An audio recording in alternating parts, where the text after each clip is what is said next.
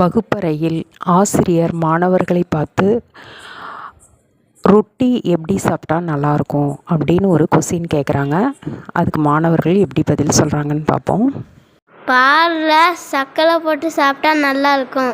தேன் தடவி சாப்பிட்டா ரொம்ப நல்லாயிருக்கும். வெண்ணெய் தடவி சாப்பிட்டா ரொம்ப நல்லாயிருக்கும். ஃப்ரூட் ஜாம் தடவி சாப்பிட்டா ரொம்ப நல்லாயிருக்கும். கடைசியாக ஒரு மாணவர் பதில் சொல்கின்றார், பார்ப்போம். பதில் சொல்லாமல் செய்தே காண்பித்து விட்டார். ரொட்டியை பகிர்ந்து சாப்பிட்டால் நல்லாயிருக்கும் என்று. காக்கைய பாரு கூடி பிழைக்கும், நம்மையும் பாரு நாடே சிரிக்கும். இதை சொன்ன குழந்தை நரேந்திரன். தற்பொழுது நம் அழைக்கப்படும் விவேகானந்தர் இவரே. என் தாயகமே கேள்.